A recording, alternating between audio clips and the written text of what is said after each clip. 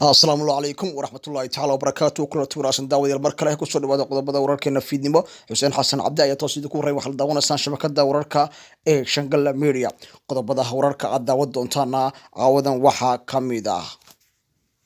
wasiirka waxbarashada xukuumadda dowladda federaalka ee Soomaaliya Cabdilaahi Goodax Barre ayaa maanta ka warbixiyay ahmiyadda manhajka waxbarashada ee aasaasiga ah ee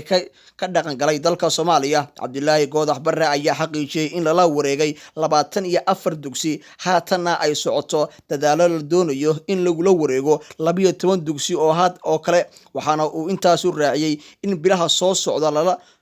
midayn doono manhajka iyo sidoo kale waxbarashada dalka Soomaaliya. Siyaha wasiirka waxbarashada dowladda federaalka ee Soomaaliya ayaa sheegay in ay socoto dadaalo lagu sameynayo siyaasadda guud ee ku wajahan horumarinta waxbarashada dalka Soomaaliya. Dhanka kale Goodax Barre ayaa waxa uu soo hadal qaaday sida laga yeelayo ardayda waxbarashada dugsiyada sare ee Puntland waxaana uu cadeeyay in ay ardaydaasi ay geli doonaan imtixaanka ay qaado wasaaradda waxbarashada uusan heli doonin shahaadada dugsiga sare ee dowladda federaalka ee Soomaaliya haddii aysan gelin buuri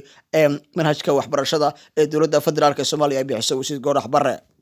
ayaa war ka soo saaray sababta uu u furi leeyahay shirka la filaya inuu bulsho uga furmo madaxda dowladda federaalka iyo sidoo kale Jubbaland iyo Puntland kaasi oo qorshihiisu ahaa in uu muqdisho uga furmo. agaasimaha warfaafinta madaxtooyada maamulka Jubbaland Maxamed Axmed Sabriye ayaa war ka soo saaray isagoona sheegay in aysan jirin waxyaabo dhowr ah oo loo baahan yahay inay si gaar ah loo eego waxaana uu sheegay in aysan jirin caqabadaha haysta shirkaasi madaxweyne Farmaajo iyo sidoo kale madaxda Puntland iyo Jubbaland ku dhaxmari lahaa magaalada Muqdisho ee caasimadda dalka Soomaaliya.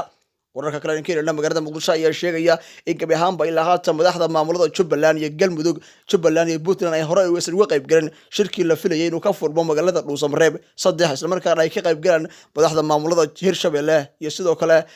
Galmudug iyo sidoo kale dowladda federaalka ee Soomaaliya iyo sidoo kale Hirshabelle.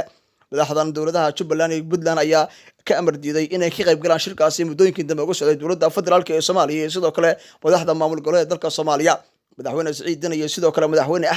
Maxamed Islaam Axmed Madoobe ayaa haatan ku sugan magaalada Muqdisho ee caasimadda dalka Soomaaliya si ay kulamo gaar ah ula yeeshaan madaxweynaha dowladda federaalka ee Soomaaliya Maxamed Cabdullaahi Farmaajo.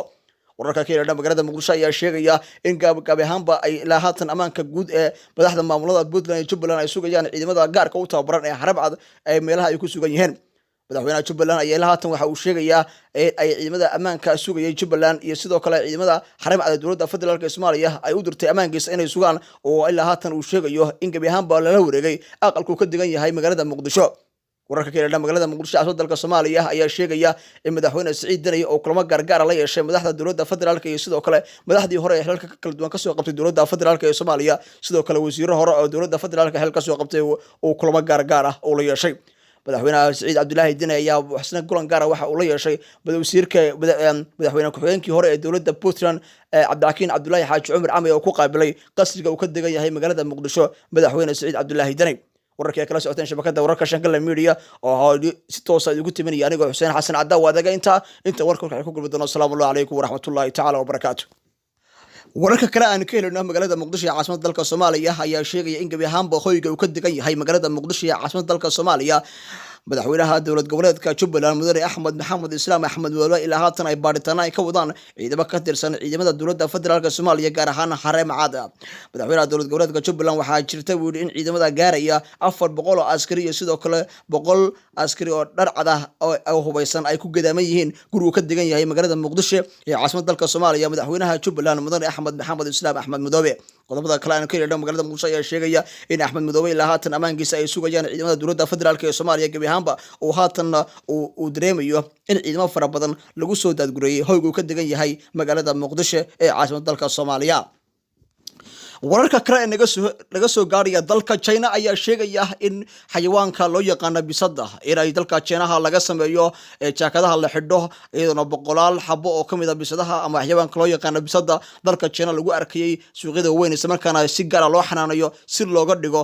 agabyo dadka ay xidhaan oo kamid ah jaakadaha. dalka China ayaa waxa laga soo saaraa isla markaana inta badan ka yimaada alaabaha kala duwan ay dadku aad u isticmaalaan waxaana muddooyinkii dambe warbaahinta dalka China ay helaysay isla markaana ay laga hadlayay qaabkan bisadaha loo xanaaneynayo isla markaana si loogu isticmaalo in laga dhigo jaakadaha dadka ay soo xidhaan.